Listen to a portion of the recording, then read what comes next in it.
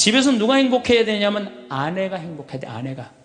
근데 우리나라 대한민국의 아내들은요, 희생하고 인내하고 참아요. 파마 한번 하면은 보통 제대로 좀 잘 뽑으려면 한 10만 원 정도 들고, 여기 뭐 트리트먼트, 뭐 영양 뭐 이거 하려고 그러면 한 20만 원 정도 들잖아요. 그러니까 그 돈이면, 이 돈이면 차라리 뭐 한다? 이 돈이면 차라리 애 학원을 한 번 더 보낸다. 이 돈이면 내가 살림살이를 하나 더 한다. 그리고 자기는 파마를 어떻게? 3만 원짜리 철모 뒤집어 쓴 거 딱 하고 1년 내내 풀어지지도 않는 거 그냥 딱 쓰고 있는 거예요. 난 그런 여자가 싫다는 거예요. 그런 여자가. 그래갖고 이제 아침에 이제 남편이 출근할 때 보면 막 또 그게 또 부풀러 갖고 사자 머리 풀어 헤쳐놓은 것처럼 막 이래고 눈 이상하게 또 여보 다녀와. 다녀오게 하고 난 다음에 다녀오라고 그래야죠. 허벅지 트어진 치마도 좀 입고 가슴 파인 것도 입고 향수도 딱 뿌리고 머리도 딱 한쪽으로 딱 묶고 예쁘게 하고 여보 다녀와. 그래야지 남편이 야, 나 이쁜 마누라 이거 위해서 내 다녀와야 돼 이런 생각이 들지. 그냥 머리는 뭐 그냥 이래고 그냥 잠도 그냥 개슴치레하고 다녀오라고 그러면. 근데 또 대한민국 남자들은 착해요. 또 다녀오랜다고 저녁에 여보 나 다녀왔어. 근데 아직도 사자머리를 하고 그냥. 내가 결혼 20년이 됐어. 내가 자식 생일 차려주고 남편 생일 차려주고 시부모 생일 다 차려줬어. 근데 정작 내 생일이라고 뻑적지게 차려놓기가 좀 그렇잖아요. 그렇죠 여러분들? 우리 자매님도 그러시죠? 생일은 생일인데 아무도 안 알아주니까 미역국을 하나 딱 끓여놨어. 근데 역시나 남편이 웬 미역국을 훌딱 먹고 나가버렸어. 그럼 그때부터 울기 시작하는 거예요. 응? 20년 동안 내 생일 한번 기억을 못 해주고. 응? 저렇게 무심할 수가 있느냐고. 혹시 저녁에 내 생일 기억해 줄까? 저녁에 그날따라 술이 떡이 돼갖고 들어왔어. 그럼 이제 나한테 와갖고 이제 신세한탄을 하는 거예요. 신부님, 나는 내가 결혼한 지 20년이 돼갖고 정말로 먹고 싶은 거, 쓰고 싶은 거, 입고 싶은 거 안 하고 내 자식들 저렇게 키우고 살림살이 이렇게 했는데 20년 동안 내 생일 한 번도 기억해주지 않는다고. 난 정말로 너무 불행하고 슬프다고. 그리고 막 나한테 와서 우는 여자들, 난 그런 여자들이 싫어요. 자, 내가 생일이야. 근데 남편이 기억을 못하는 것 같아. 그럼 오후에요, 남편 직장 근처에 나가세요. 나가고 전화하세요. 여보, 내가 결혼한 지 20년째 생일이고 내가 지금 50번째 내 생일이야. 내가 오늘 생일이 너무 기뻐, 즐거워. 나 너무 행복해 사는 게. 그래서 오늘 생일을 맞이해서 내가 한턱 쏠 테니까 나와. 내가 내면 되지. 그걸 그냥 기억해 줄래나 안 해줄래나. 역시 올해도 안 해주는구나. 그리고 울고 그냥 청승을 떨어요. 난 그런 여자가 싫다니까요. 내가 내면 될 거 아니에요. 그렇죠?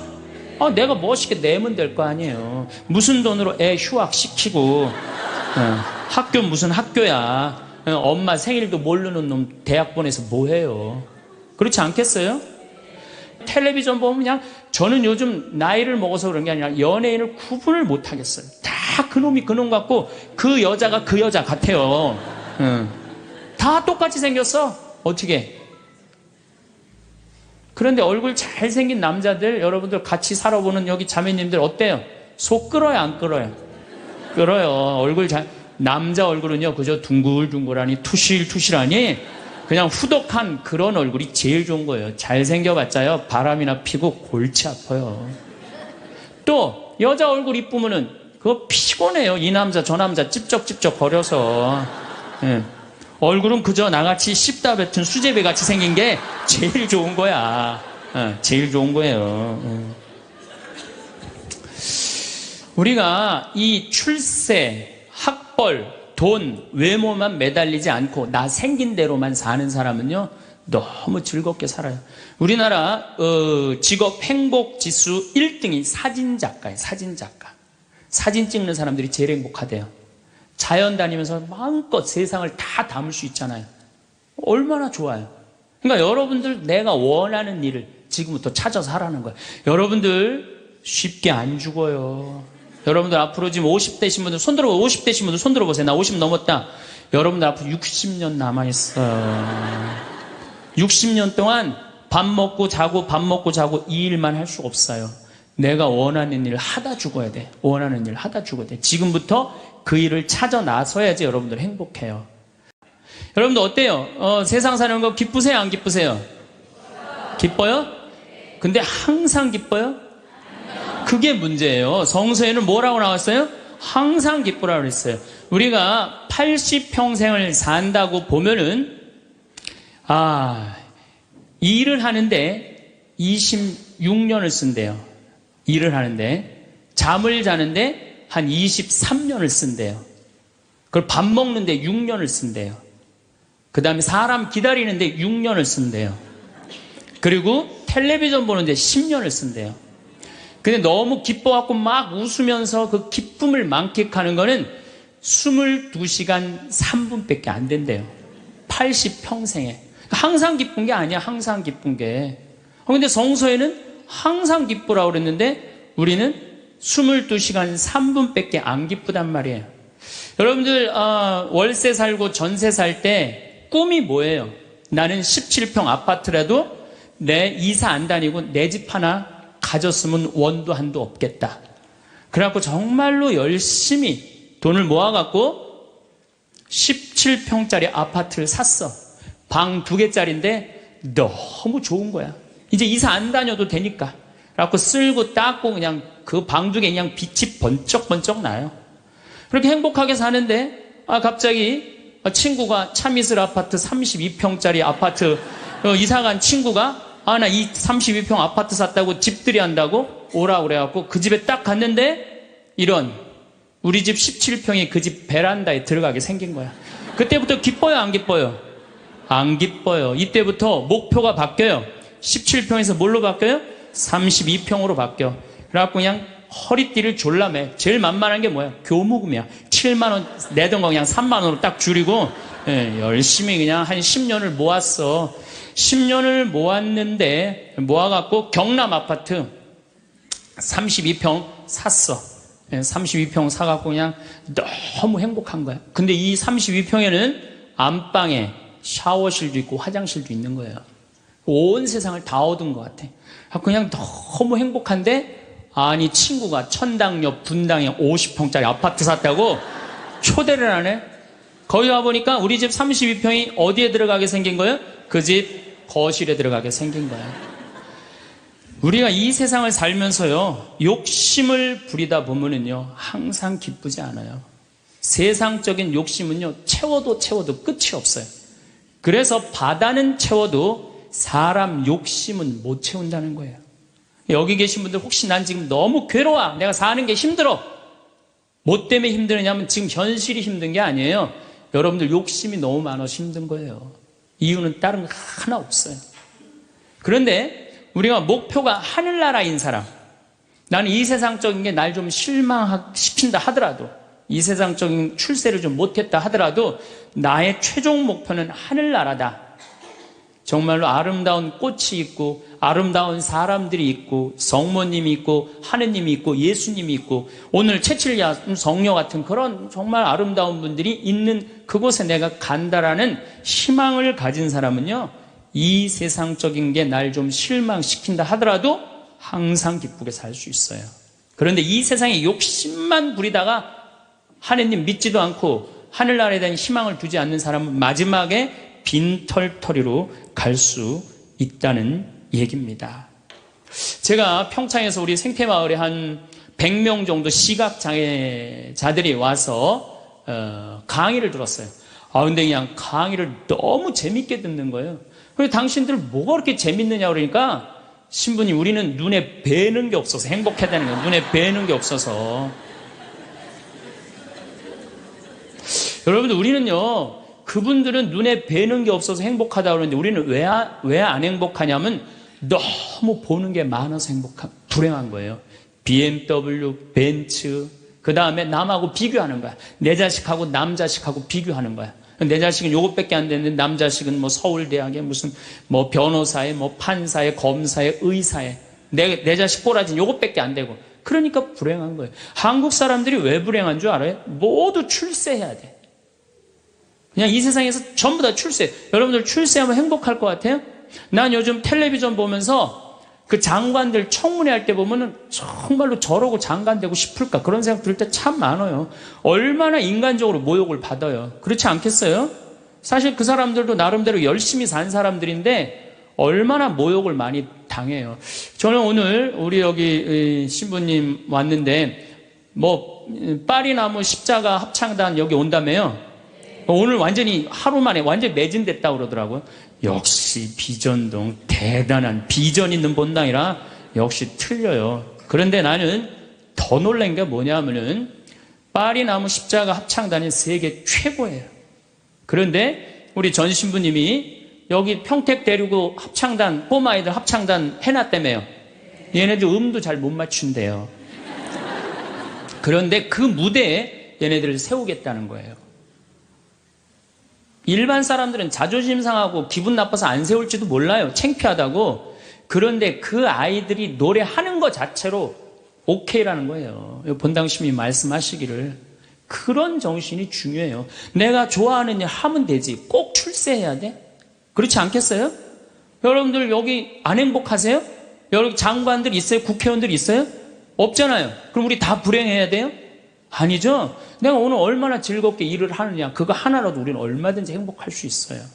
학벌, 서울대학 카이스트, 이번에 3월 달에 카이스트 아이들 4명 자살한 거 여러분들 아시죠?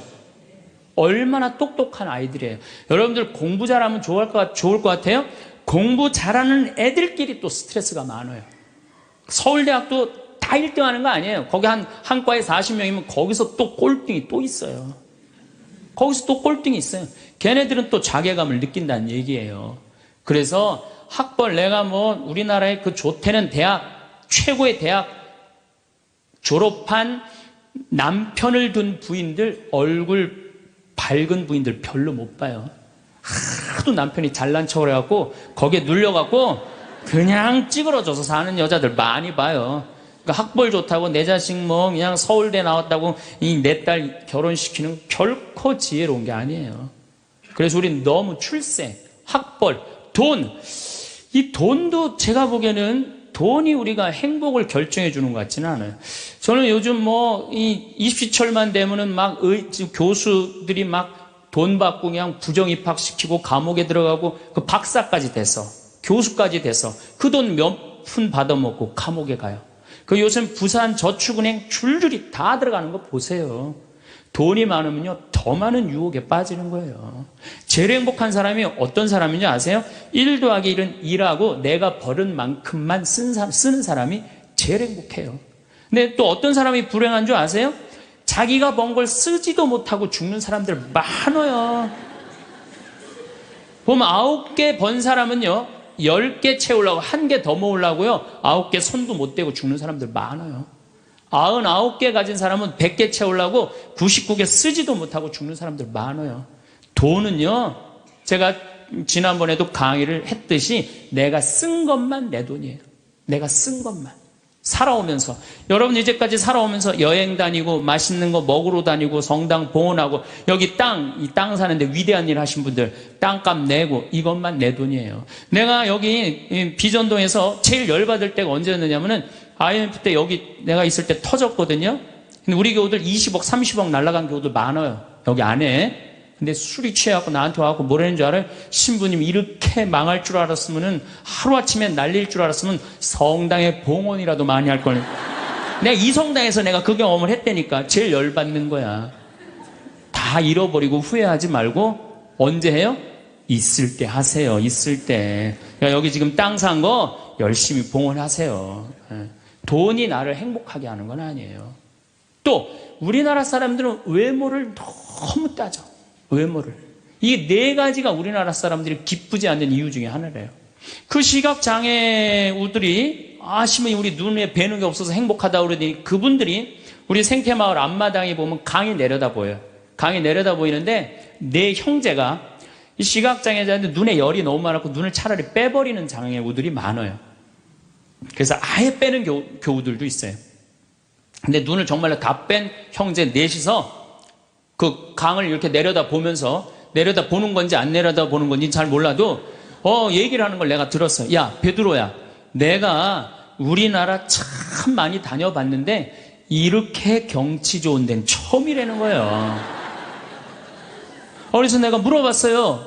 아니 뭐가 그렇게 경치가 좋은지 당신이 어떻게 아느냐고. 신부님, 강물 소리 들리지 않느냐 이거야. 그 다음에 새소리 들리지 않느냐 이거야. 그 다음에 느티나무가 있는데 바람에 느티나무 흔들리는 소리 들리지 않느냐. 그 다음에 5월 달에 꽃이 만발했는데 이 꽃 향기 미친다는 거, 맑은 공기에. 아니, 눈이 없는 우리, 보이지도 않는 우리 시각 장애우들도 이렇게 경치 좋은데 처음이라는데, 우리는 그냥 두 눈을 다 뜨고 이 아름다운 별도 보고 하늘도 보고 단풍도 보고 이 평택 들판도 보는데 내가 안 기쁘다. 이 사람들 어때요? 영적으로 단단히 병든 것 같지 않아요? 혹시 여러분들 지금 난 안 기쁘다, 이분들 영적으로 병든 분들이에요. 이거 눈 지금 뜨고 있는 것만 해도 얼마나 은혜로운 거예요. 눈 하나 갈아 끼는데 1억이야 1억. 두 개 갈아 끼면 2억이야 2억. 지금 나 쳐다보고 있는 분들 여기 지금 2억 깔고 지금 쳐다보고 있는 거예요. 엄청나게 부자들이 여기 앉아 있는 거 지금. 자, 여러분들 심장 하나 갈아 끼는데 5천, 간 갈아 끼는데 7천, 신장 갈아 끼는데 3천이에요. 그럼 요거 합치면 3억 5천이에요. 그런데 오늘 아침에 이 중국의 사형수들 장기 매매를 한다고 그러죠? 참, 나 깜짝 놀랐어요. 이 간 하나 매매하는데 1억 5천이래. 신장 7천만 원. 다 따블이야 보니까. 이 공식적으로 인터넷에 나온 자료보다 훨씬 더 비싸요. 그러니까 여러분들 그걸로 따진다면 여러분들 기본적으로 지금 한 6억 지금 갖고 있는 거예요. 팔 하나 갈아 끼는데 400, 양팔 800, 양다리 1600 이거 합치면은. 아니, 이렇게 양다리 양팔 다 갖고 있으면서 내가 기쁘지 않다. 지금 기쁘지 않는 분은 욕심이 꽉 차서 기쁘지 않는 거예요. 돈 욕심, 자식 욕심, 명예 욕심. 이 욕심을 아직 못 채웠다고 지금 기쁘지 않고 맨날 짜증 부리고 신경질 부리는 거예요. 지금 이렇게 건강한 몸으로 지금 집에서 여기 성당까지 걸어오셨다. 여러분들은 무조건 행복해야 되고 기뻐야 돼요. 여기 여기 자해원에 한번 가보세요. 여기 뇌수정에 걸린 아이들, 뇌가 얼마나 큰지 몸보다 머리가 더 커요. 얘네들은 평생 일어나질 못해요. 그러니까 점점 머리가 커지다가 20살도 못 넘기고 죽어요. 평생 한번 일어나 보지도 못하는 거예요. 근데 여러분들은 지금 걸어서 두 다리를 여기까지 와서 앉아있다. 그럼 무조건 삶의 충만함, 살아있는 거에 대한 희열을 느끼셔야 돼. 난 정말로 건강하게 살아서 내가 움직이고 있구나. 근데 난 지금 얼굴에 그냥 기쁨이 하나도 없어. 이분은 뭔가 영적으로 병이 든 분이에요. 치료가 필요해, 영적으로. 그럼 어떤 사람이 기쁘냐 하면은 긍정적인 사람이 기뻐요. 부정적인 사람은 기쁘지 않아요. 세상을 삐딱하게 보는 분들은 안 기뻐요. 보면은 장사 안 돼도 대통령 탓, 고수도 안 돼도 대통령 탓, 내가 이렇게 지질이 못 사는 것도 부모 탓, 다 남 탓하는 사람은요, 기쁠 수가 없어요. 남 욕하는 사람은 행복하지가 않다는 거예요. 그래서 항상 긍정적으로 말해야 돼. 경제학자 파레토라는 사람이 있는데, 이 사람이 개미들 있죠, 개미들. 개미들이 참 부지런한 곤충이잖아요. 그래갖고 개미를 관찰을 해봤어요.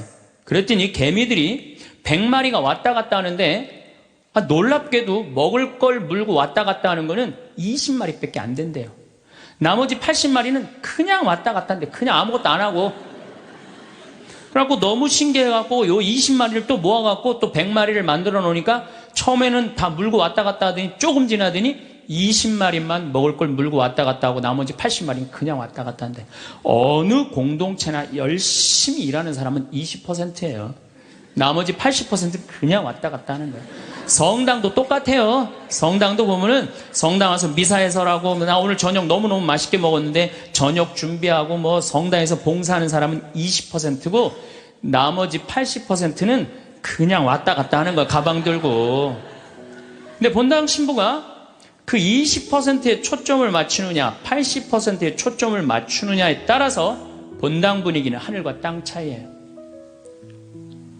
80% 그냥 왔다 갔다 하는 사람 맨날 욕해. 당신들 그래갖고 천당 가겠느냐, 당신들 그렇게 살아서 예수님한테 상 받겠느냐, 맨날 욕먹어. 그러면 20% 열심한 20%가 무슨 생각을 하냐면, 나는 뭐야? 난 정말 집안일도 다 뒤로 하고 하는 일 이렇게 열심히 하는데 칭찬 한 번도 받은 적이 없어. 그럼 그 사람들 기운 빠져요. 성당 분위기 쫙 떨어지는 거예요. 그런데 그 20% 당신들 때문에 우리 성당 움직인다. 당신들은 하느님이 보내준 천사다. 정말로 고맙다. 이러면 20%가 으쌰으쌰 해갖고 신나게 움직이면은 나머지 80%도 얼떨결에 따라오는 거예요. 이게 바로 성당 분위기예요. 긍정적인 면을 강조하느냐 부정적인 면을 강조하느냐 엄청난 차이가 나요. 여러분들 남편들 100% 마음에 들어서 데리고 살아요?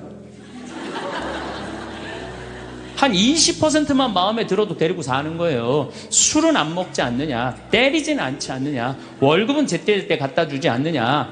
만약에 마음에 안 드는 80%만 맨날 말하면요, 그 부부는 못 살아요. 긍정적인 걸 보는 거 중요한 거예요. 내가 여기 비전동에 5년 있다가 경기도 광주 능평성당이라는 데를 갔어요. 저 개인적으로는 이 비전동이 사실은 우리 수원교구에서도 최고의 본당이라고 자부를 해요. 교우들도 정말로 착하고 말 잘 듣고. 근데 딱 갔더니 여기는 우리 박건순 신부님이 딱 저조소 했는데 거기 가보니까 아무것도 없어. 그냥 성당은 천막에다가 옆은 콘테이너에다가 바닥은 맨 흙이야. 거기 그냥 바닥에 흙에서 막 원추리 붓꽃이 막 피는 거야. 제대 꽃꽂이가 필요 없어. 알아서 펴주니까. 갔는데 분당 요한성당에서 500명을 주고 경기도 광주에서 100명을 주고 경기도 죽전성당에서 150명을 줬어요. 750명이야.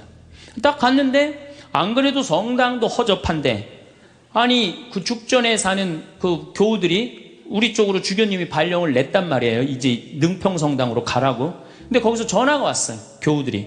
신부님, 우리가 이제까지 죽전성당 짓느냐고 그렇게 애를 썼는데 또 신설성당으로 우리 집으로 가라고 그러더니 이 말이 됩니까? 자기네들끼리 회의를 했는데 안 오기로 결정을 했대요. 자, 제가 그 안 온다는 150명하고 싸웠을 것 같아요? 안 싸웠을 것 같아요? 안 싸웠어요. 왜? 그분들 와봤자 더 골치 아파요. 더 골치 아파요. 그래서 오지 말으라고 그랬어요. 근데 나한테 600명이야. 근데 우리 이 능평성당은 이 버스를 타고 이 능평 교우들이 분당으로 나가면은요, 버스 한 번이면 가요. 근데 우리 성당으로 오려면 2번을 갈아타야 돼.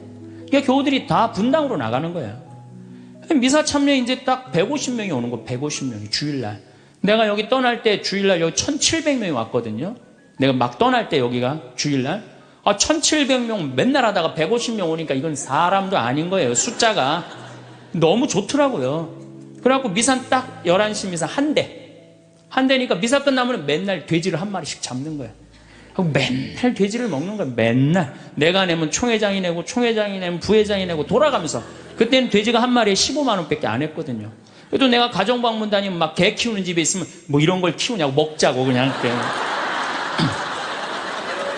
잘 아실 거예요. 내가 얼마나 좋아하는지.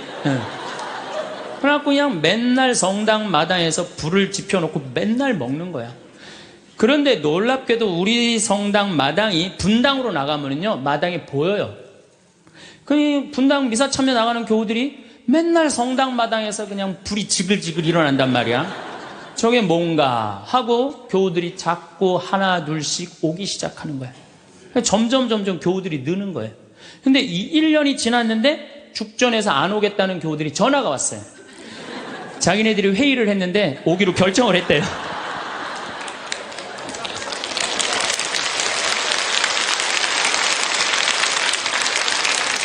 그래서 제가 오지 말라고 그랬겠어요? 오라고 그랬겠어요? 대환영이라고. 그래서 오라고 떠났던 교우들이 다 오는데 교우들이 1000명이 됐어요. 1년에. 근데 또 이제 아파트가 조금씩 들어가고 2년 만에 2000명이 됐어요.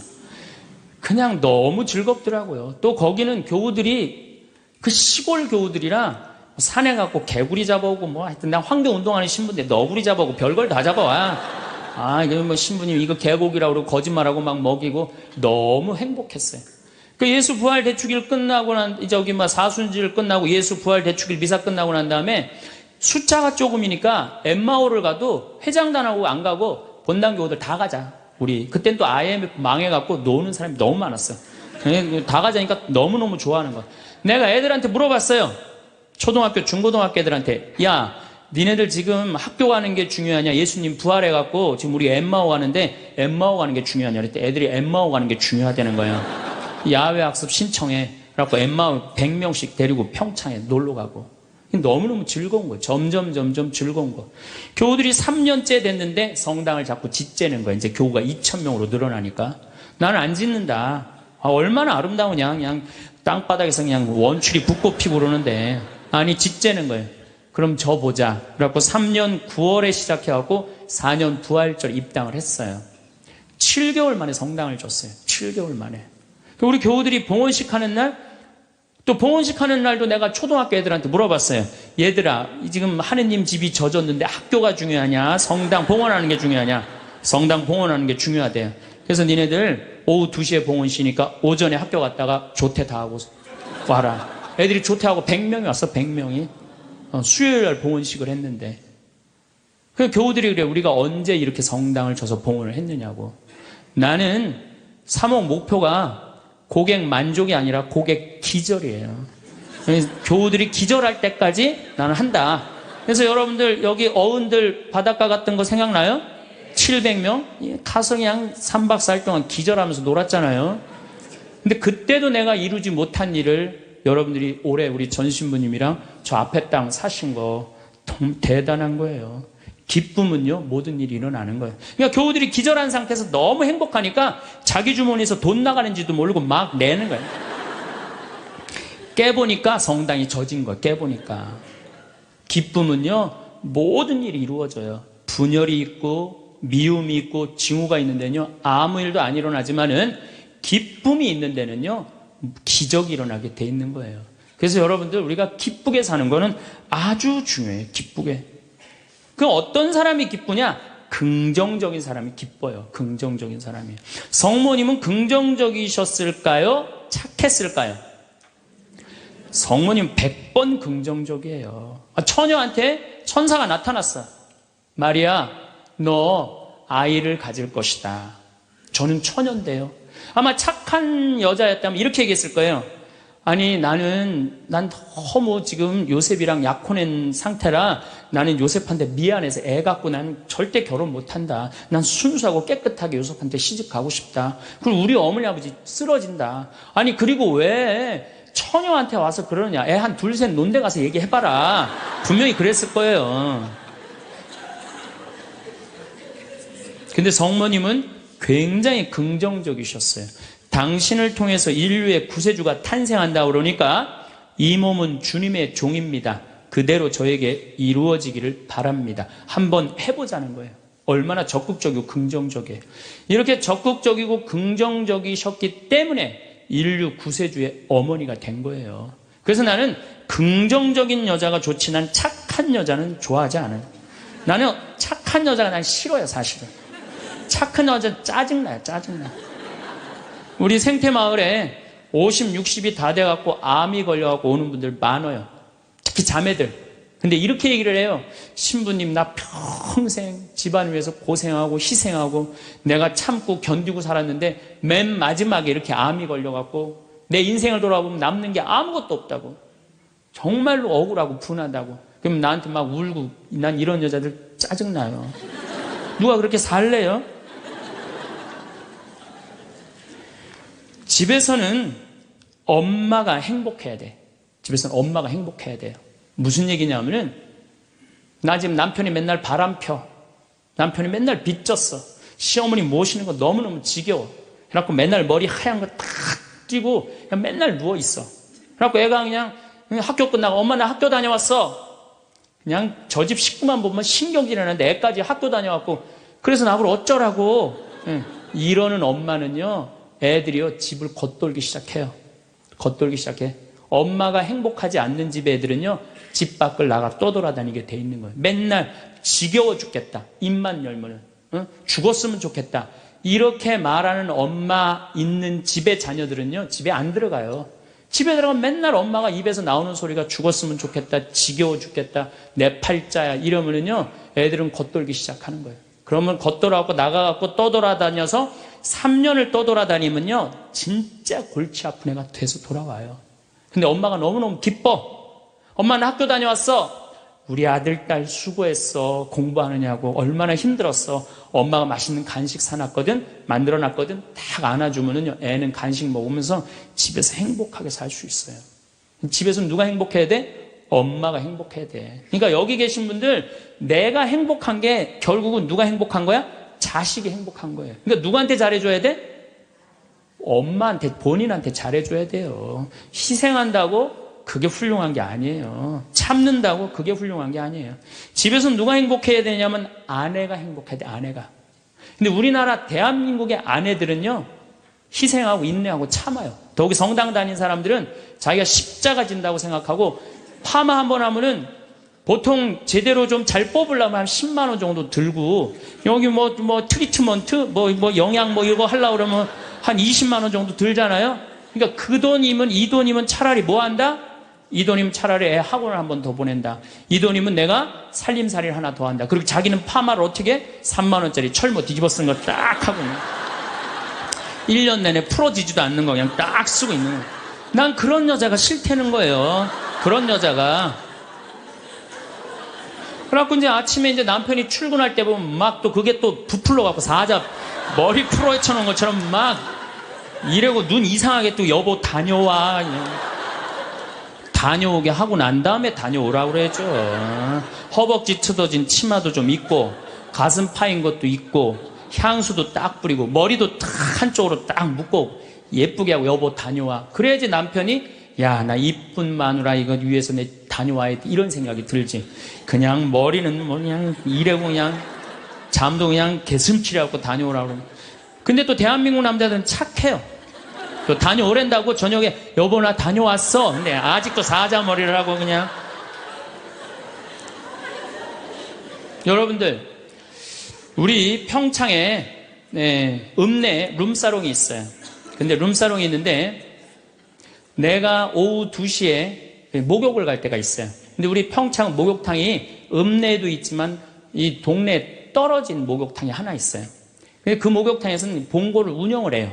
시골 사람들 42개리가 있거든요. 그러니까 시골 사람들이 목욕하려고 그러면 전화하면 봉고 가서 데리고 와요. 근데 거기 아가씨들도 전화하면 우리 그 목욕탕이 봉고를 가지고 데리고 와요. 내가 목욕 2시에 갈 때 그 아가씨들이 같이 봉고를 타고 들어올 때가 있어요. 내릴 때 보면은요, 정말로 저런 여자들하고 무슨 술 맛이 나갖고 술을 먹을까 이런 생각이 들어요. 하여튼 밤새 술 먹고 그래서 겨우 이제 정신 차리고 나오니까 이상하잖아요. 나도 이제 목욕탕 들어오고 그 아가씨들도 목욕탕 들어가. 그런데 목욕이 끝나고 그 아가씨들이 꾸미고 나오면요, 들어갔던 아가씨들이 아니에요. 얼마나 예쁜지요. 술이 확 땡긴다니까 그 아가씨들 보면은. 여기 계신 여러분들도 본인한테 조금만 투자하면은, 본인을 조금만 가꾸면은 참 예쁠 거예요. 근데 자기 무슨 군인이야? 철모 딱 쓰고 옷도 1년 내내 그냥. 지금도 내가 분명히 여기 방송 촬영한다고 그랬는데 다 까만 옷 입고 왔어. 좀 이쁜 옷 좀 입고 오라고 그랬더니 그게 누가 이 보면은 좋겠어요. 결코 그게 잘하는 게 아니에요. 자기한테 투자하는 게 누구를 기쁘게 해주는 거냐면 자식하고 남편을 기쁘게 해주는 거야. 결혼 25주년이 됐어. 10주년도 까먹더니 20주년도 까먹더니 25주년은 기억해 줄래나? 한 달 전부터 계속 기다리는 거. 혹시 결혼 기념일 뭘 해줄까? 근데 역시 그날도 그냥 넘어갔어. 나한테 와갖고 신부님 난 결혼 25주년 또 한 번도 기념일을 선물을 받아본 적이 없다고. 그럼 막 눈물 흘리는 그런 여자들이 난 싫어요. 결혼 25주년인데 남편이 기억을 못하는 것 같다? 그럼 어떻게 하시면 돼요? 여보, 내 결혼 25주년인데 이번에 제주도가 7대 경관으로 뽑혔대. 내가 예약해놨거든. 일주일 동안 다 다음 주 휴학. 휴가 내. 같이 갔다 오자. 내가 내면 되지. 내가 내면 되지 않겠어요? 근데 자기를 위해서 투자하는 걸 나쁘다고 생각해요. 그리고 20년 동안 인상을 쓰고 사는 거예요. 그리고 그 집을 전부 어둡게 만드는 거예요. 집에서 누가 행복해야 돼? 아내가 행복해야 돼. 아내가 행복해야 돼요. 집에서 누가 행복해야 되냐면은 며느리가 행복해야 돼. 며느리가 스트레스를 받고 남편한테 스트레스를 받고 자식한테 스트레스를 받으면요, 시부모는요 더 미치는 거예요. 뭐가 기쁘다고 시어머니를 모시겠어요. 그러니까 여기 있는 우리 형제님들, 내가 남은 인생 이게 참 안 죽는 게 문제예요. 옛날에는요 평균 연령 46세 때는요 조금 못 살아도, 남편이 속썩여도, 시부모가 힘들게 해도 다 참고 살았어요. 왜 참고 살았는지 아세요? 몇 년만 참으면 죽을 거니까. 몇 년만 참으면 죽을 거니까 다 참고 살았어요. 요즘은 참고 살아도 50부터 110살까지 60년을 어떻게 참고 살아요? 뭔가 긍정적인 문제를 해결을 하고 행복하게 살아가야죠. 그러니까 집에서는 누가 행복해야 되냐면 며느리가 행복해야 돼. 그러니까 여기 있는 형제님들은 누구 행복만 책임지면 행복하냐면 마누라, 아내, 집사람만 행복하게 해주면요 여러분들 일생은, 남은 생은 전부 편안해요. 남은 생은. 그래서 집에서는 이제는 21세기는 누가 행복해야 되냐면 여자가 행복해야 돼. 여자가 행복해야지 모두가 행복한 시대가 오는 시대가 됐다는 얘기예요. 성모님도 뭐라고 그랬어요? 내 영혼이 주님을 찬송하며 나를 구하신 하느님 생각에 내 마음 기뻐 뛰노나이다. 성모님이요 그렇게 불행하게 산 게 아니에요. 굉장히 행복하게 사셨어요. 내 마음 기뻐 뛰논다. 그리고 인류의 구세주를 계속 키우셨는데 얼마나 행복하겠어요. 물론 마지막 날 아들 돌아가신 거 너무너무 마음 아팠지만은 금방 살아났잖아. 3일 만에. 그렇지 않아요? 근데 우린 뭐 통고의 어머니, 뭐 고통의 바다 이러는데 내가 보기에는 성모님은요 굉장히 행복한 분이에요. 내 마음 기뻐 뛰논다 그랬잖아요. 또 성모님이 엘리사벳을 찾아갔을 때 엘리사벳이 뭐라 그래요? 주님의 어머니가 나를 찾아주시다니 이게 어찌된 일입니까? 내 태중에 있는 이 아기도 기뻐서 뛰놀았다고 그래. 세례자 요한도 성모님의 어머니가 오니까 이게 얼마나 생동감 있는 찬양이에요. 성서에는 슬픈 것만 있는 게 아니라는 거예요. 기쁨이 너무 많다는 거예요. 결정적으로 우리가 예수님을 십자가상의 예수님만 생각하는데 그렇지 않다는 거예요. 요한복음 13장에 보면 예수님이 제자들의 발을 씻어줘요. 발을 씻어주고 난 다음에 마지막 유언을 해요. 뭐라고 유언을 하냐면은 나는 포도나무요 너희는 가지로다. 너희들이 정말로 내 옆에 붙어 있으면은 많은 열매를 맺을 것이다. 내 곁에 떠나지 말아라. 나하고 하나가 됐으면 좋겠다. 그리고 제자들을 향해서 뭐라 그래? 아버지, 이 사람들이 하나 되게 해주십시오. 아버지와 내가 하나이듯이 이 사람들도 하나 되게 해주십시오. 그리고 나는 간다. 내가 가야만이 누가 오신다? 성령께서 오신다. 너 성령께서 오시면 너희들은 물어볼 게 아무것도 없다. 그리고 맨 마지막에 이런 말씀을 하세요. 내가 이 말을 너에게 하는 이유는 내 기쁨이 너희 안에 흘러 넘치게 하려는 것이다. 자, 예수님이 제자들의 발을 씻어줬어요. 최후의 만찬을 했어요. 그리고 마지막 유언을 했어요. 유언 맨 끝에 뭐라고 그랬냐면 내가 이 말을 하는 이유는 내 기쁨이 너희 안에 흘러 넘치려는 것이다. 지금은 고통의 시간이 다가오지만은 나중에 마지막 날에 하늘나라의 문이 열리면 너희들은 물어볼 것도 아무것도 없고 그 하늘나라를 얻었다는 기쁨에 너희들 가슴이 터질 것이다. 그러니까 여러분들 내가 구원받았다는 확신이 있는 사람들은요 이 세상 힘들어도 이 세상이 좀 나를 실망시킨다 하더라도 내가 마지막에 하느님 아버지 집에 간다는 확신이 있다면 어떨 것 같아요? 항상 기쁠 수 있어요. 항상 기쁠 수 있어요. 근데 여러분들이 지금 어디에 욕심이 꽉 차 있느냐면은 이 세상에 욕심이 꽉 차 있는 거예요. 그렇기 때문에 여러분들이 참 신앙인이 못 되는 거예요. 신앙의 기본은 기쁨이다. 그래서 사도 바오로가 저는 항상 기뻐하여라 이 말 굉장히 심오한 얘기 같아요. 그러고 난 다음에 끊임없이 기도하여라. 이거 아주 또 중요한 얘기죠. 여러분들 어떠세요?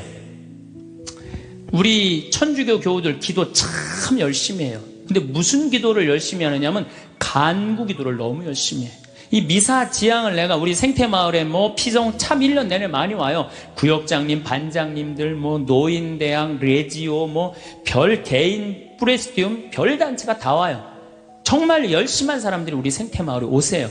근데 미사 지향을 보면은요 기가 막혀요. 전부 뭐냐면은 대학 입시 합격해달라는 거. 그 다음에 딸 결혼시켜달라는 거. 그 다음에 딸 애 생기게 해달라는 거. 임용고시 합격하게 해달라는 거. 그 다음에 전세 나가게 해달라는 거. 월세 나가게 해달라는 거.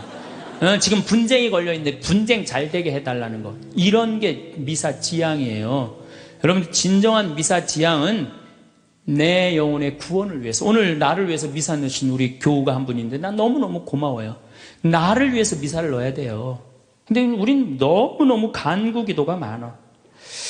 간구기도를 자꾸 하느님께 드리다 보면은 내가 신앙이라는 건 내가 하느님의 뜻을 실천하려고 신앙생활하는 거예요. 근데 간구기도를 자꾸 하다 보면은 나중에 보면 하느님이 내 뜻을 실천하고 있어. 하느님이. 그러니까 내가 하느님의 종이 아니라 누가 내 종이 돼 있어? 하느님이 내 종이 돼 있는 경우가 너무 많아. 하느님이 내 종이 돼 있는 경우가. 그 신앙이 올바르지 않아요. 여러분들 자녀들이 30살까지 키워놨어. 그랬더니 자녀가 와갖고 어머니 아버지 나 이렇게 30살까지 키워주셔서 너무 감사합니다. 차를 좀 그랜저로 바꿔드릴까요?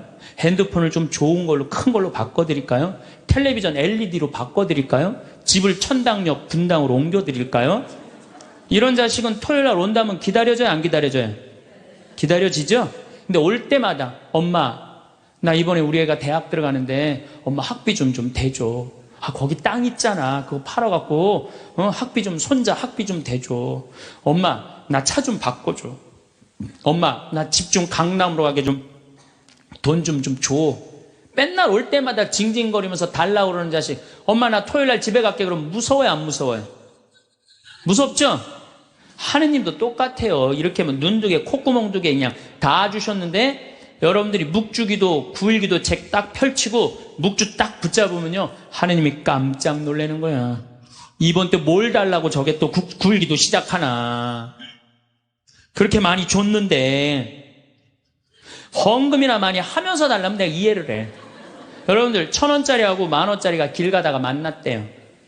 1,000원짜리가 10,000원짜리한테 물어봤대요. 너 요즘 어떻게 지내느냐? 그랬더니 10,000원짜리가 나 요즘 너무 바쁘다고 한국 시리즈 야구 구경도 가야 되고 연극도 보러 가야 되고 갈비도 먹으러 다녀야 되고 여행도 다녀야 되고 교회도 다녀야 되고 너무 바쁘다고. 이 파리 나무 십자가 공연도 보러 가야 되고 너무 바쁘다고. 그러니까 10,000원짜리가 또 예의상 1,000원짜리한테 물어봤어요. 그러는 너는 어떻게 지내느냐 그랬더니 1,000원짜리 하는 말이 나는 사는 게 하나도 재미가 없어. 그날이 그날 같고 매일 똑같아. 뭐가 그렇게 그날이 그날 같은데? 그랬더니 1,000원짜리가 하는 말이 나는 하는 일이라고는 성당 다니고 또 성당 다니고 성당만 다녀 그러더래요. 아니 하느님한테 헌금이나 많이 하면서 시키면 내가 이해를 해. 딸랑 1,000원 주면서 뭐 이렇게 부탁하는 게 많아요. 미사 예물도 그래. 내가 보면은 이렇게 10,000원짜리 미사 예물 넣고 막 10명씩 쓰는 사람들 많아요. 그 한 사람당 1,000원이야. 한 1,000원. 내 얘기가 아니야. 내 동창신부 얘기예요. 내 동창신부님 얘기, 송영호 뻘건이 신부님 얘기예요. 나 좋은 거 배웠어요. 그 신부님한테. 아니, 하느님한테 미사예물을 내면서 1,000원을 내면서 10,000원을 내면서 10명을 쓰면 어떻게 해. 그러니까 하느님이 1,000원 받고 너무 바빠요. 1,000원 받고. 헌금이나 많이 하면서 달라면 내가 이해를 해. 딸랑 1,000원 하면서 그냥 자꾸 간구 기도를 하다 보면 하느님을 시험하게 돼요. 자꾸 간구 기도를 하다 보면. 하느님은요, 감사기도, 찬양기도를 드릴 때요, 여러분들, 하느님께 뜨거운 마음이 생기는 거예요. 성공한 사람들을 보면 크게 두 부류로 나뉘는 걸 알 수 있습니다. 하나는 자신이 성공했다고 여기저기 떠벌리고 다니는 사람들, 그리고 또 하나는 조용히 아무 말 없이 자기 삶을 사는 사람들입니다. 우리는 흔히 성공을 하면 자연스럽게 자랑하고 싶어질 거라고 생각하죠.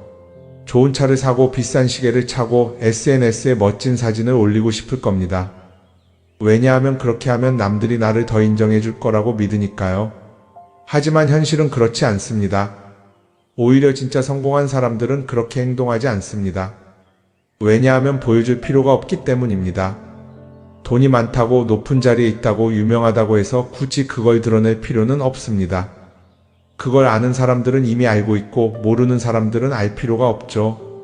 그런데도 굳이나 성공했다고 떠드는 사람들이 있습니다. 그런 사람들은 왜 그럴까요? 간단합니다. 그 사람들은 사실 그렇게까지 성공한 게 아니기 때문입니다. 우리는 종종 SNS에서 성공한 사람들을 봅니다. 해외여행을 가고 고급 레스토랑에서 밥을 먹고 멋진 차를 타고 다니는 모습? 그런데 가만히 보면 그런 걸 보여주는 사람들은 언제나 뭔가를 팔고 있습니다. 강의를 팔든 자기 브랜드를 홍보하든 아니면 단순히 자기 자존감을 유지하려고 하든 간에 결국 목적이 있는 거죠. 진짜 부자들은 그렇게 하지 않습니다. 오히려 조용히 아무도 모르게 자기 일을 합니다. 왜냐하면 자랑해서 얻을 게 없기 때문입니다. 오히려 괜히 잘난 척했다가 사람들에게 이용당하거나 시기와 질투를 받거나 쓸데없는 오해를 사는 게 더 피곤합니다. 이건 단순한 돈 이야기가 아닙니다. 사회적인 성공을 이룬 사람들도 마찬가지입니다. 진짜 실력 있는 사람들은 자기 실력을 굳이 떠벌리지 않습니다. 왜냐하면 그럴 필요가 없으니까요. 자기 분야에서 최고라면 사람들이 먼저 알아서 찾아옵니다. 반대로 실력이 부족한 사람일수록 자기를 포장하려고 애씁니다. 우리가 흔히 듣는 말이 있죠. 빈수레가 요란하다. 이 말이 괜히 있는 게 아닙니다. 정말 내실이 있는 사람들은 굳이 시끄럽게 굴지 않습니다. 반대로 겉만 번지르르한 사람들은 자기가 얼마나 대단한지 떠들고 다닙니다. 이걸 좀 더 현실적인 예로 들어볼까요? 동창회에 나가면 꼭 이런 사람이 있습니다. 옛날에는 별거 아니었는데 갑자기 잘 됐다고 나타나서 자기가 얼마나 성공했는지 자랑하는 사람. 처음에는 다들 와 대단하다 하고 들어주지만 시간이 지나면 어떨까요? 대부분 속으로 이렇게 생각할 겁니다. 저 사람 뭐 저렇게까지 티를 내? 결국 그런 사람은 점점 멀어지게 됩니다. 반면에 정말 성공한 사람들은 조용합니다. 굳이 자기가 어떻게 살고 있는지 설명하지 않죠. 그런 사람들은 오히려 주변에서 먼저 알아보고 자연스럽게 존경을 받습니다. 그게 진짜 성공입니다. 그럼 우리는 어떻게 해야 할까요? 내가 뭔가를 이루었을 때 굳이 남들에게 알릴 필요가 있을까요? 물론 가까운 사람들에게 좋은 소식을 전하는 건 좋습니다. 하지만 굳이 모든 사람들에게 나 이렇게 잘 살고 있어요 하고 알릴 필요는 없습니다. 그런 행동은 결국 나에게 득이 되지 않습니다. 성공이라는 건 원래 조용한 겁니다. 내가 잘 되고 있으면 주변 사람들이 자연스럽게 알게 됩니다. 굳이 내가 말하지 않아도 내 행동과 태도에서 묻어나오게 되어 있습니다. 그러니 굳이 보여주려고 애쓰지 마세요. 오히려 그게 더 진짜 성공한 사람의 태도입니다.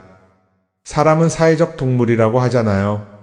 혼자 살아갈 수 없고 결국 사람과의 관계 속에서 기쁨도 얻고 때로는 상처도 받습니다.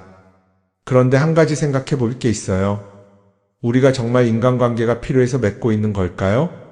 아니면 그냥 그래야 한다고 배워서 어쩔 수 없이 유지하고 있는 걸까요? 어릴 땐 친구 많으면 좋다고 하죠. 사회생활에서도 인맥이 중요하다는 말을 많이 합니다. 그런데 정작 주변을 보면요. 인간관계가 넓은 사람일수록 스트레스를 더 많이 받아요. 전화벨이 울릴 때마다 이번엔 또 무슨 부탁일까 싶고 단체 채팅방에서 메시지가 올 때마다 이걸 또 어떻게 대답해야 하나 고민하죠. 관계가 많아질수록 책임과 피로도 함께 늘어나는 겁니다. 어떤 사람들은 인간관계를 줄이면 외롭지 않겠냐고 해요. 그런데 가만히 생각해보면 진짜 외로움을 느끼는 순간이 언제인지 아세요? 오히려 불필요한 인간관계 속에 있을 때입니다. 같이 밥을 먹고 얘기를 나누는데도 뭔가 허전하고 대화가 컥 돌고 속마음을 나누지도 못할 때, 그럴 때 우리가 더 외롭다고 느끼죠. 그렇다고 당장 인간관계를 다 끊어버릴 순 없겠죠.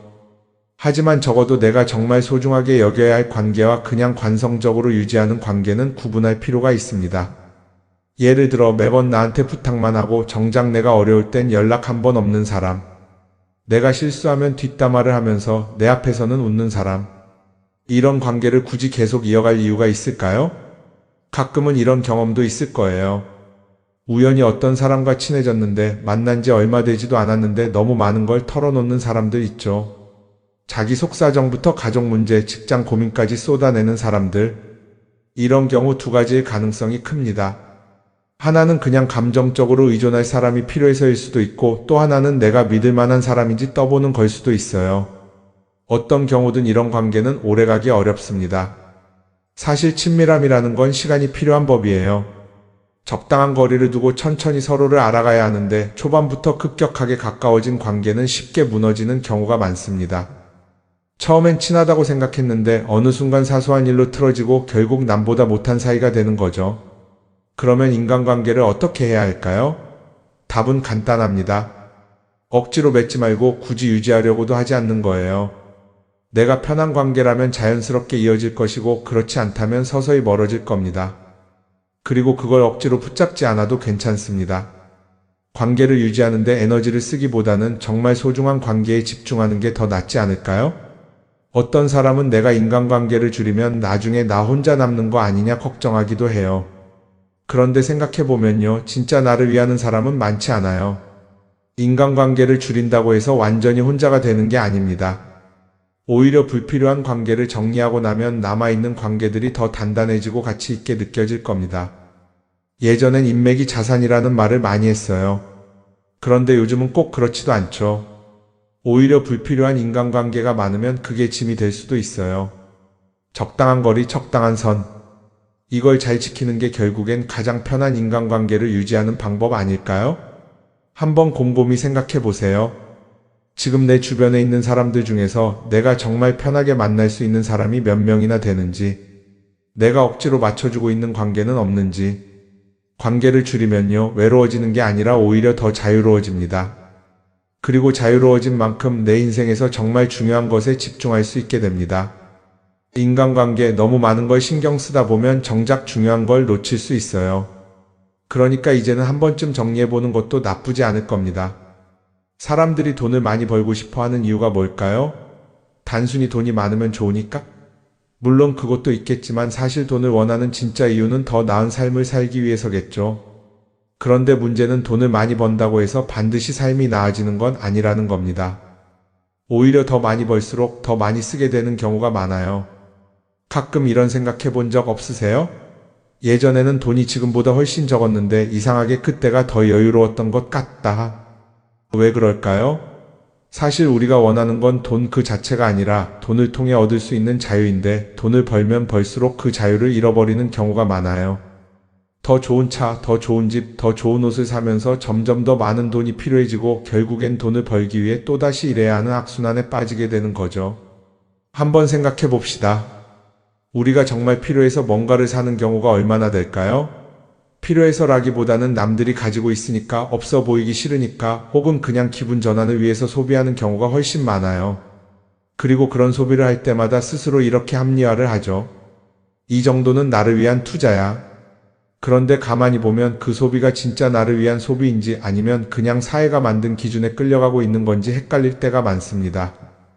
예를 들어 예전에는 스마트폰 하나면 충분했는데 이제는 스마트워치도 있어야 하고 무선 이어폰도 필요하고 태블릿도 있어야 할 것 같고 하나를 사면 또 다른 무언가가 필요해지는 시기예요. 사실 이건 우리가 그렇게 만들어진 겁니다. 광고도 그렇고 SNS도 그렇고 자꾸 우리에게 이렇게 말하죠. 이걸 사야 더 행복해질 수 있어요. 그런데 정작 그걸 사고 나면 어때요? 처음 며칠은 좋죠. 그런데 시간이 지나면 또 다른 걸 사고 싶어져요. 왜냐하면 물건이 우리를 오래 행복하게 만들어주지는 않거든요. 특히 요즘은 SNS가 이런 소비 심리를 더 부추기는 것 같아요.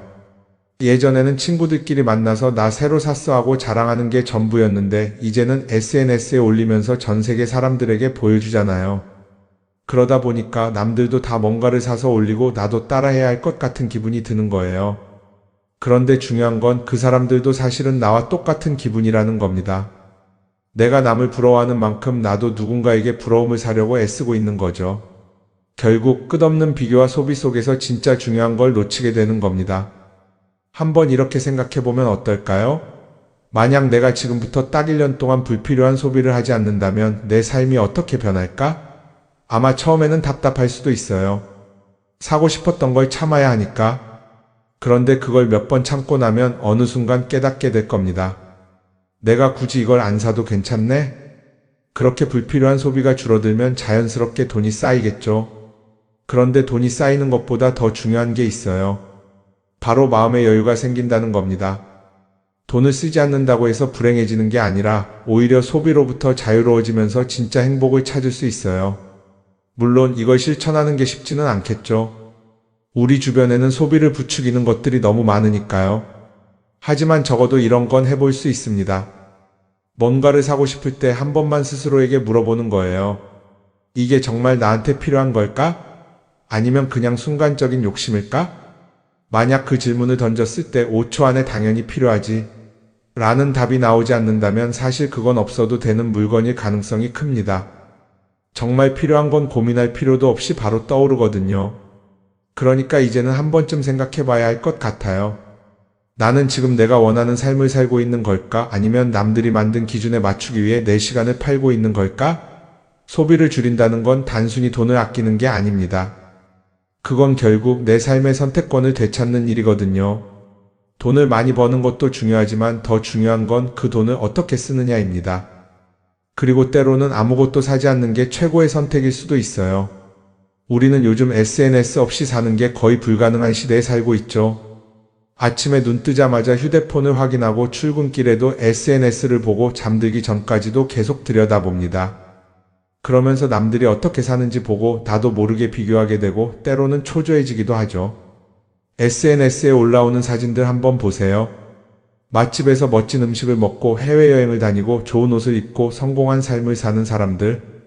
그런데 가만히 보면 이 사람들이 정말 행복해서 저런 사진을 올리는 걸까요? 아니면 그냥 행복해 보이고 싶은 걸까요? 실제로 SNS에 가장 많이 올라오는 사진이 뭔지 아세요? 남들이 부러워할 만한 순간들입니다.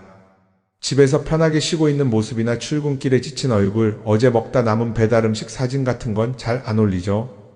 대신 멋진 레스토랑, 명품 가방, 고급 호텔 같은 것들이 올라옵니다. 왜 그럴까요? 결국 SNS는 보여주기 위한 공간이기 때문입니다. 여기서 중요한 게 있어요.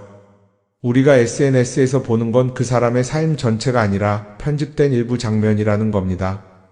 SNS는 마치 한 편의 다큐멘터리나 영화처럼 잘 꾸며진 장면들만 보여줍니다. 그런데도 우리는 그걸 보면서 아, 저 사람은 나보다 더 행복하구나 하고 착각하죠. 예를 들어 SNS에서 한 친구가 해외여행을 가서 아름다운 풍경을 찍어 올렸다고 해볼게요. 우리는 그걸 보면서 부럽다, 나도 저렇게 살고 싶다라고 생각하겠죠. 그런데 정작 그 친구는 사진을 찍고 나서도 일 때문에 스트레스를 받고 있을 수도 있고 여행 비용을 감당하느라 카드가 걱정을 하고 있을 수도 있습니다. 그 부분은 우리는 알 수가 없죠. 그런데 문제는 이렇게 남들과 비교하는 습관이 쌓이면 결국 내 삶이 초라하게 느껴진다는 겁니다. 원래는 그냥 조용히 살아도 괜찮았는데 SNS를 보고 나면 나만 뒤처지는 것 같고 뭔가를 더 해야 할 것 같고 괜히 불안해지죠. SNS는 기본적으로 사람들의 비교 심리를 자극합니다. 남들이 가진 걸 나도 갖고 싶게 만들고 남들이 하는 걸 나도 해야 할 것 같은 기분이 들게 만들죠. 그러다 보니 필요하지도 않은 걸 사게 되고 무리해서라도 화려한 곳에 가게 되고 남들에게 보여주기 위해 사는 삶을 살게 됩니다. 그럼 어떻게 해야 할까요? 사실 정답은 간단합니다. SNS에서 보이는 것들을 곧이곧대로 믿지 않는 것입니다. 그리고 더 중요한 건 남과 비교하는 걸 멈추는 것이에요. 어떤 사람이 비싼 차를 타고 다닌다고 해서 그 사람이 꼭 행복한 건 아닙니다. 좋은 차를 타고 다니지만 밤마다 사업 걱정에 잠 못 이루는 사람도 많아요. 반대로 대중교통을 이용하지만 마음 편하게 사는 사람도 있죠. 결국 행복은 보이는 것이 아니라 느끼는 것입니다. SNS를 덜 보면 덜 불행해진다는 연구 결과도 있어요. 하루 종일 남의 삶을 보면서 비교하는 시간을 줄이면 내 삶에 집중할 수 있는 시간이 많아지는 겁니다. SNS를 완전히 끊을 필요는 없지만 최소한 그 안에 있는 것들이 전부 진짜라고 생각하지 않는 태도는 필요합니다. 우리는 누구나 자신만의 속도로 살아가고 있어요. 남들은 남들대로 사는 거고 나는 나대로 살면 됩니다. SNS에서 남들의 화려한 모습을 볼 때마다 한 번쯤 이렇게 생각해 보세요. 이건 그 사람이 보여주고 싶은 삶일 뿐이다. 그러면 조금은 편해질 겁니다. 사람들은 다들 자기 인생을 살아간다고 생각하죠. 그런데 가만 보면 정말 자기 인생을 사는 사람이 얼마나 될까요? 많은 사람들이 사실은 남이 만들어 놓은 기준에 맞춰서 살고 있어요. 좋은 대학, 좋은 직장, 좋은 차, 좋은 집.